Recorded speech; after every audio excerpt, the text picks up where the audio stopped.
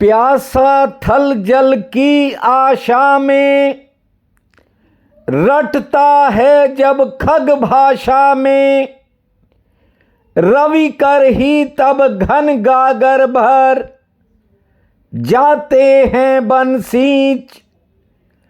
एक ब्रह्म है एक प्रकृति, हम दोनों के बीच।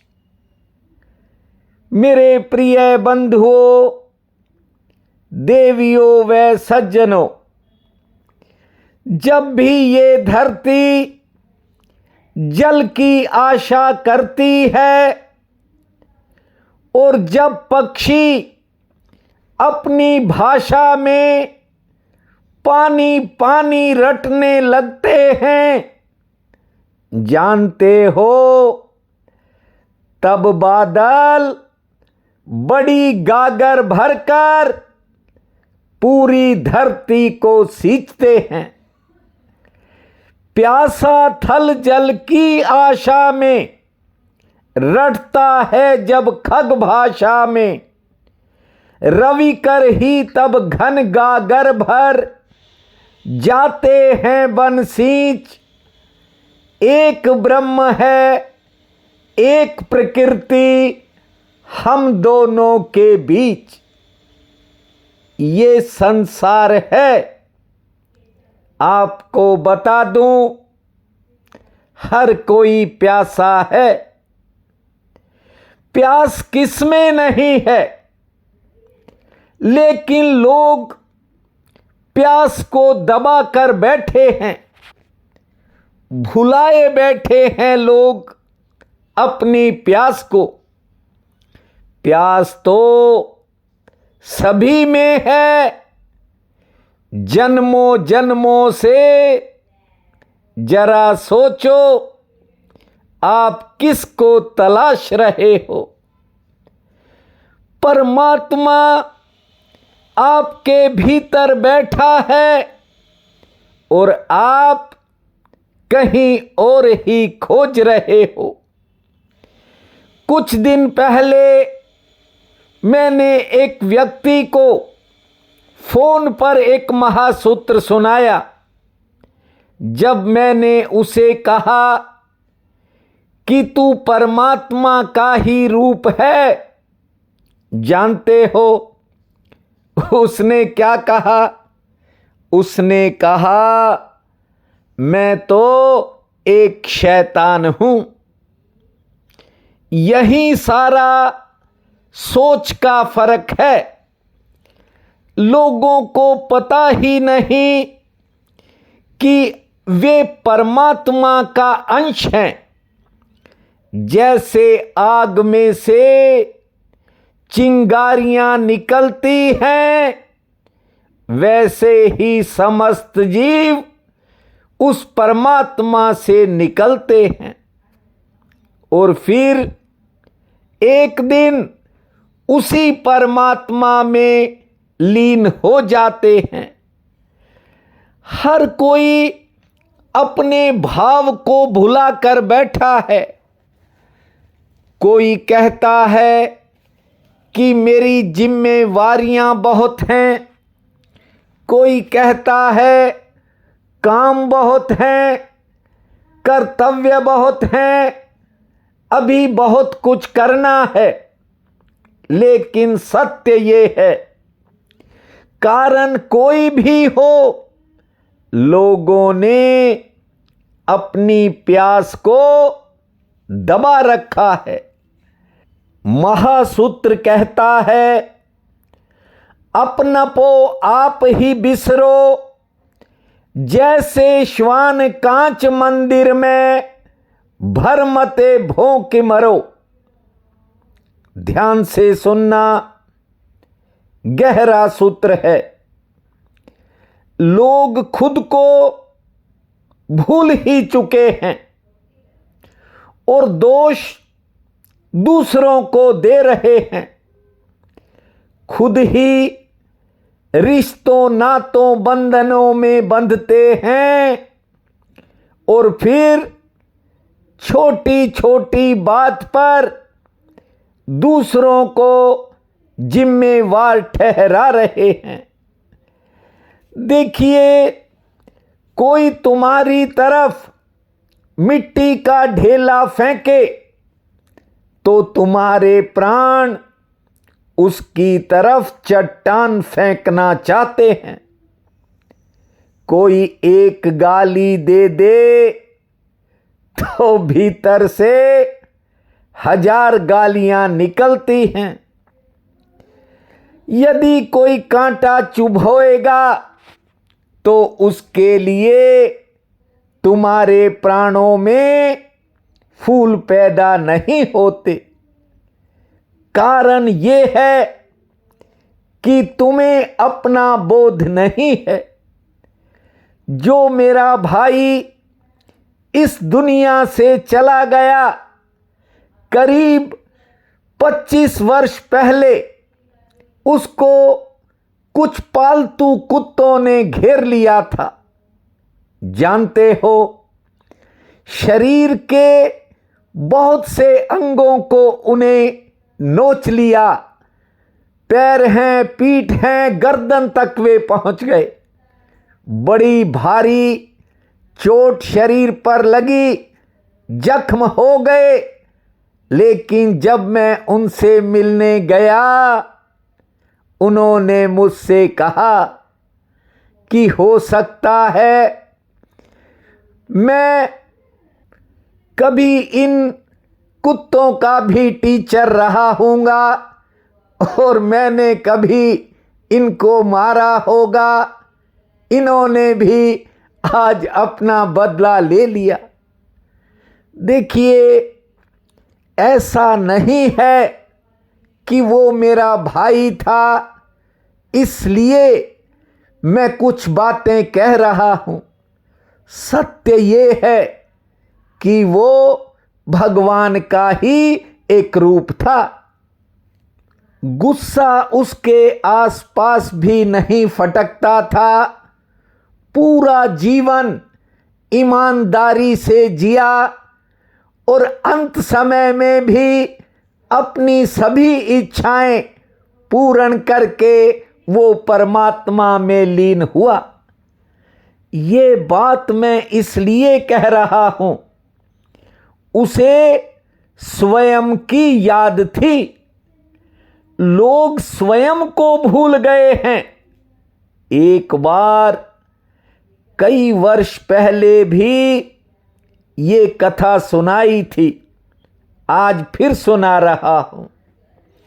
एक राजा ने कांच का मंदिर बनवाया। बहुत विराट मंदिर था। उसमें राजा ने हजारों दर्पण लगाए। एक दिन कोई कुत्ता गलती से उसमें प्रवेश कर गया। कारण यह था कि उस रात द्वारपाल दरवाजे बंद कर गए और कुत्ता भीतर ही मंदिर में रह गया। बड़ी मुश्किल में पड़ गया। देखा, चारों तरफ लाखों कुत्ते थे, क्योंकि हर दर्पण में उसे कुत्ता दिखाई पड़ रहा था। इस तरह दुश्मनों के बीच में वह कुत्ता अपने आप को अकेला महसूस करने लगा। एक हो तो लड़ भी ले, जीत भी ले, लेकिन जिधर देखे उधर उसे कुत्ते नजर आते थे। घबराया। भौंक करके उसने डराने की कोशिश की। देखिए, जब कोई किसी को डराता है, जानते हो, पहले वो खुद डर रहा होता है। दूसरे को डराना कोई भयभीत व्यक्ति ही चाहता है। जिसको खुद को डर नहीं, वो किसी दूसरे को क्यों डराएगा? जरा सोचो, यहां ये जो लोग दूसरों को डरा रहे हैं, भयभीत कर रहे हैं, ये खुद डरे हुए हैं। वे चाहे नरक का डर दिखाएं या शनि राहु केतु का डर दिखाएं, लेकिन सत्य ये है कि ऐसे लोग खुद भीतर से डरे हुए हैं।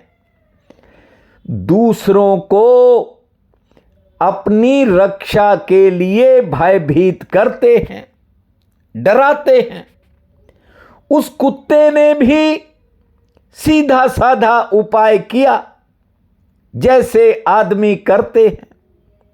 भौंका, चाहा कि डरा दे, लेकिन बड़ी मुश्किल में पड़ गया। जानते हो, जब वो भौंकता था तो लाखों कुत्ते भी भौंकते थे, क्योंकि हजारों दर्पण लगे थे। खुद की ही आवाज उस सुनसान मंदिर में गूंज कर वापिस आ जाती थी। रोआ रोआ कंपने लग गया, रोम रोम कांप गया। बचने का कोई उपाय नहीं, भागने की कोई जगह नहीं। भागकर जाएगा कहां? चारों तरफ से घिर गया था, क्योंकि द्वार बंद थे। नीचे से ऊपर तक घिरा हुआ था। उस कुत्ते की पीड़ा तुम समझ नहीं पाओगे, लेकिन अगर अपने जीवन को देखोगे तो वही पीड़ा है, समझ में आएगी। सुबह जब द्वार खोला गया, वो कुत्ता मरा हुआ पाया गया। किसी ने उसे मारा नहीं, कोई वहां था नहीं जो उसे मारता। मंदिर खाली था, लेकिन कुत्ते के पूरे शरीर पर घाव थे, लहू लुहान था। पूरे मंदिर में खून फैला था। हुआ क्या? वो भौंका, दीवारों पर झपटा, कांच से टकराया और अपने ही हाथ मर गया। महासूत्र कहता है, लोग अपने आप को भूल गए हैं और दूसरों पर नाराज होते हैं। ये जो मोह माया है, इससे जीव भरता है, तभी ये घृणा पैदा होती है। कभी आपने गौर किया हो, ये सारे संबंध दर्पण की तरह हैं और इनमें इंसान अपनी ही तस्वीर देखता है। क्रोधी व्यक्ति को चारों तरफ लगता है कि उसका अपमान हो रहा है। कोई हंसता है तो वो समझता है कि मेरे लिए हंस रहे हैं। रास्ते पर कोई खुसफुस करता है तो वो समझता है कि मेरी बात हो रही है। अगर तुम कुछ न बोलोगे, चुपचाप खड़े रहोगे, तो वो समझेगा कि मेरी वजह से चुपचाप खड़े हैं। तुम कुछ भी करो, वो अपनी ही तस्वीर देखेगा। वो कुत्ता भी अपनी ही तस्वीर देख रहा था। जानते हो, भ्रम के कारण लहू लुहान हो गया, मर गया। मैं आपसे कहता हूं, ये जो बेकार के वहम और भ्रम यदि कहीं पाले हैं, तो इनसे थोड़ा दूर हटो। एक ब्रह्म है, एक प्रकृति, मैं दोनों के बीच। बस इस बात को ठीक से समझ लीजिए। जगत, प्रकृति यानी और परमात्मा ये अलग नहीं हैं। ये उसी करुणा निधान भगवान का स्वरूप है ये संसार। बस बिना किसी बात के हम अपने आप को बहुत से कामों में दबा कर चलते हैं। प्यास होती है पर कह नहीं पाते, तकलीफ होती है बता नहीं पाते, और हर पल याद परमात्मा की आती है, लेकिन उसके साथ जुड़ नहीं पाते।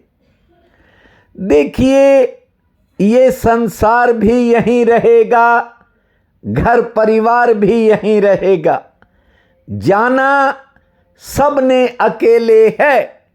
इसलिए निज धर्म कहता है कि अपने आप को समझ लो। जिस दिन आपने स्वयं को समझा तो फिर भीतर शैतान नहीं, आपको खुद के भीतर ही वो परमात्मा दिखाई पड़ेगा। आज ज्येष्ठ अधिक मास की अष्टमी है। बहुत बड़ा पुण्य काल रहेगा। उठते ही धरती माँ को प्रणाम करना, 8 बार लंबी श्वास छोड़ना, 40 बार ताली बजाना, 4 मिनट शांत बैठने के बाद खुले आसमान को निहारना, पीपल देवता, सूर्य नारायण, माँ तुलसी को जल अर्पित करना, 2 रोटी पुण्य में लगाना, संध्या के समय ठाकुर के चरणों में ज्योत जलाकर हनुमान चालीसा का पाठ करना।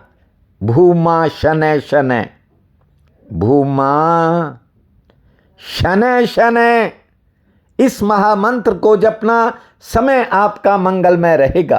प्रिय बंधुओं व मातृदेवी शक्तियों, आज 23 मई दिन शनिवार है। आप सबको मेरा नमस्कार है। आज का राशिफल इस प्रकार है। मेष, समय की गति सामान्य रहेगी, कहीं जाने का मन करेगा। आमदन की दृष्टि से समय शुभ रहेगा। आज किसी रुके हुए काम में अचानक गति आ सकती है और कोई पुराना काम बन सकता है। वृषभ, किसी पुराने काम में सफलता मिलने से उत्साह बढ़ेगा। सेहत पक्ष आज सामान्य है। किसी की कही बात थोड़ा मन को घेरेगी। आमदन की दृष्टि से समय मध्यम श्रेणी का रहेगा। रुके काम में गति आएगी। मिथुन, कोई अपना ही करीबी किसी बात से निराश कर सकता है, इसी कारण आज मन थोड़ा कम लगेगा। आमदन ठीक होगी। किसी बात से मन थकावट भी महसूस करेगा। मेहमान आ सकते हैं और कोई नया काम बन सकता है। कर्क, अचानक कोई काम बनने से आपके मन में उत्साह बढ़ेगा। आज कोई नया अवसर मिल सकता है, किसी का सहयोग मिल सकता है। हालांकि आमदन के लिए समय मध्यम श्रेणी का है, लेकिन किसी रुके काम में गति आएगी। सिंह, आज कोई पुराना मसला हल होने के संकेत हैं। कारोबार में हालांकि थोड़ा उतार चढ़ाव रहेगा। समय की गति भले सामान्य रहेगी। आमदन ठीक होगी, सेहत भी ठीक रहेगी और किसी पुरानी मेहनत से फायदा मिल सकता है। कन्या, कोई नया मौका मिलने से मनोबल में बढ़ोतरी का योग है, लेकिन कोई निजी चिंता मन को घेरेगी या परेशान करेगी। आमदन के लिए समय शुभ रहेगा। यात्रा हो सकती है। बिगड़े काम में सुधार के संकेत हैं। तुला, दोपहर से पहले का समय आज संघर्षपूर्ण रहने के संकेत हैं। बाद दोपहर समय में बदलाव होगा।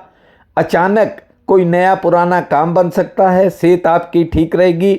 पुरानी मेहनत से फायदा मिलने के भी संकेत हैं। वृश्चिक, आज किसी विशेष काम में आपकी भागदौड़ ज़्यादा हो सकती है। आमदन के लिए समय ठीक रहेगा।